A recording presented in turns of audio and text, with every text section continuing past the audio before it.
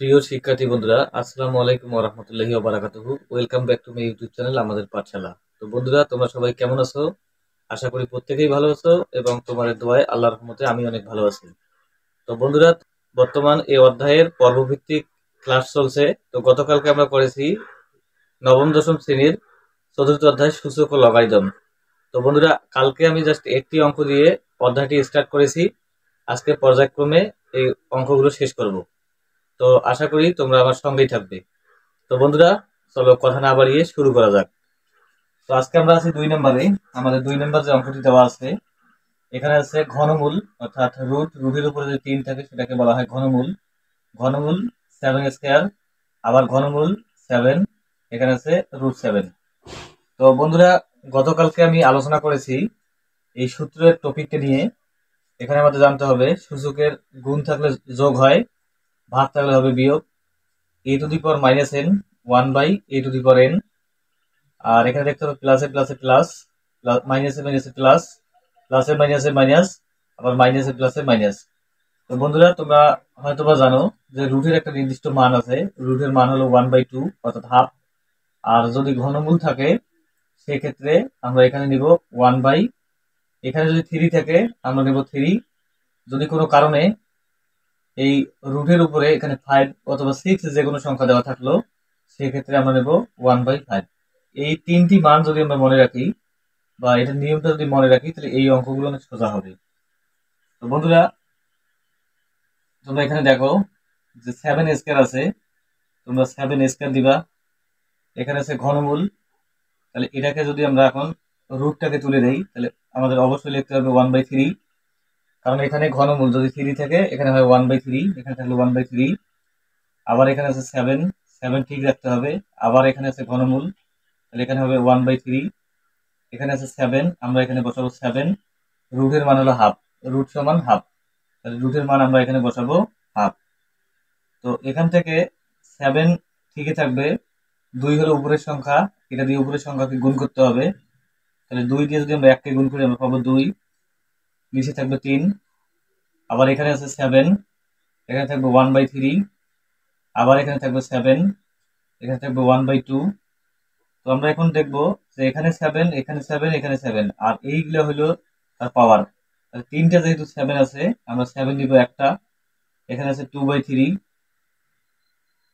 এই ইনটু থাকলে প্লাস, কারণ এখানে আমি এর আগে দিয়ে দিয়েছি যে ইনটু থাকলে প্লাস হয়, ইনটু থাকলে প্লাস। এখানে আছে 1/3। আবার এই যে পুরোটা হলো ভাগের দাঁড়ি, তাহলে ভাগ থাকলে হবে বিয়োগ, আমরা এখানে বিয়োগ দিব। এখানে আছে 1/2, আমরা এখানে 1/2 বসাবো। তো এখন 7 এখানে ঠিকই থাকবে। 3 3 2, তো 3 3 2 যেহেতু 3টায় হর, এখানে যোগ আছে এখানে বিয়োগ আছে, তাহলে 3 3 2 এর আমাদের লসাগু করতে হবে। তাহলে 3 3 2 এর যদি আমরা লসাগু করি তাহলে আমরা পাবো 6।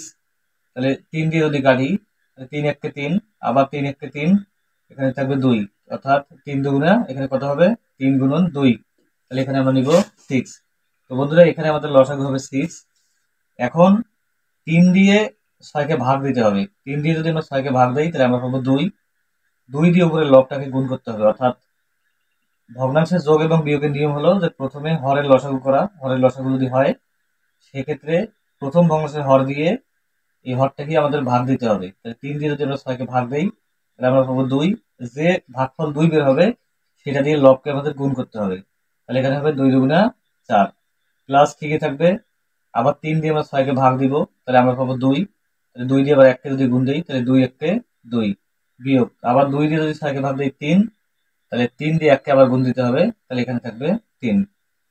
তো এখন এখান থেকে 7 ঠিকই থাকলো, 6ও ঠিক থাকবে। আমরা প্লাস গুলোকে একখানে করে নেব। +2, লাস্ট টার্মে কোনো চিহ্ন নাই, প্লাস ধরতে হবে। +2 +4, তাহলে এখানে হবে +6।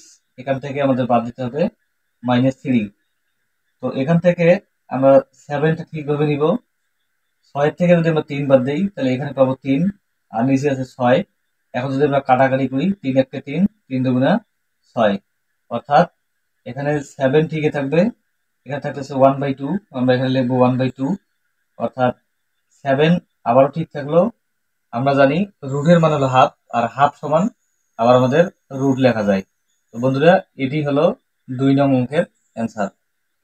তো বন্ধুরা 3 নং অঙ্কটি দেখো, এখানে আছে 2 টু দি পাওয়ার -1, এখানে আছে 5 -1, এই সবগুলোর উপরে পাওয়ার দেওয়া আছে -1। তো আমি একটি সূত্র এখানে দিয়েছি যে a to the power -n সমান 1/a to the power n। তাহলে a টু দি, এখানে এটাকে a ধরো, এটাকে n ধরো, তাহলে a to the power -n। বন্ধুরা, তো বন্ধুরা সূত্রটি কিন্তু এটি হলো 1 divided by a to the power n, অর্থাৎ 1 আমরা এখানে বসাবো, এই যে এটাকে ধরবো a to the power n, n বলতে হলো 1। তো এখানে যদি আমরা 1টা ব্যবহার না করি তারপরে সমস্যা নাই, কারণ 1 পাওয়ার হিসেবে যদি না থাকে তারপরে ধরতে হয় 1। তো 1 আমি এখানে দিলাম না, প্লাস এখানে ঠিকই থাকবে a to the power -n, অর্থাৎ ধরতে হবে 1/a n, n বলতে 1, 1টা আবারও না দিলেও চলবে, কোনো অসুবিধা নাই, কিন্তু 1 বাদে যে কোনো সংখ্যা থাকলে আমাদের দিতে হবে। এখানে আছে -1। তো এখন 2 এবং 5, যেহেতু এর আগের অঙ্কটিতেও আমি বললাম যে ভগ্নাংশে যদি যোগ অথবা বিয়োগ হয় তাহলে প্রথমে আমাদের লসাগু করতে হবে। 2 এবং 5 দুটি মৌলিক সংখ্যা, সেহেতু লসাগু না করে যদি ডাইরেক্ট আমরা গুণ করি তারপরে লসাগুর মান পাবো। তাহলে 2 এবং 5 এর লসাগু হবে 10। 2 দিয়ে এবার 10কে আমরা ভাগ দিব, ভাগ দিলে আমরা পাবো 5, 5 দিয়ে 1কে গুণ, তাহলে 5 1 5, এটা ঠিক থাকবে। আর 2 5 দিয়ে যদি 10কে এবার ভাগ দিই আমরা পাবো 2, 2 দিয়ে একক গুণ, 2 এককে 2, এই যে -1 এখানে -1 থাকবে, তাহলে 5 2 যোগ করলে আমরা পাবো 7, নিচে থাকবে 10। তো এখানে আছে -1, এখানে থাকবে -1, অর্থাৎ এবার টোটালটাকে তোমাদের ধরতে হবে a টু দি পাওয়ার, এখানে হলো -n, অর্থাৎ 1/a n বলতে আমরা এখানে নিব 1। তো 1 এখানে লেখার দরকার নাই। তো এখন এখান থেকে 1টা ঠিক থাকবে, যেহেতু এখানে পাওয়ার দিলাম না, এখানে ব্র্যাকেট দেওয়ার কোনো দরকার নাই, 1 ঠিকই থাকবে। ভাগটাকে আমি দিব গুণ, ভাগের দ্বারা উঠে যাবে, 10 যাবে উপরে, 7 আসলো নিচে, অর্থাৎ 10 দিয়ে 1কে গুণ করলে হবে 10, এবং নিচে আছে কত, 7। তো এটি হলো 3 নম্বর অ্যান্সার। তো বন্ধুরা 4 নম্বর অঙ্কটি দেখো, 2a -1 প্লাস 3b আবার আছে -1, তবে -1 হলো পাওয়ার। এখন সর্বশেষে দেওয়া আছে -1, অর্থাৎ পুরো অঙ্কটার পাওয়ার হলো -1।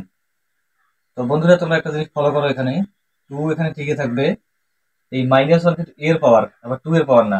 যেহেতু এর পাওয়ার, তাহলে ওই যে আমরা সূত্র শিখলাম a to the power -n 1/a n, অর্থাৎ এখানে আমাদের ধরতে হবে 2 ঠিকই থাকবে, a to the power -n 1/a n, n বলতে 1, এখানে 1 দিব না, প্লাস এখানে ঠিকই থাকবে, আবার 3ও ঠিক থাকলো, a to the power -n, তাহলে 1/a n, অর্থাৎ b ঠিকই থাকবে, এখানে আমরা 1 বসাবো না, এখানে আছে -1।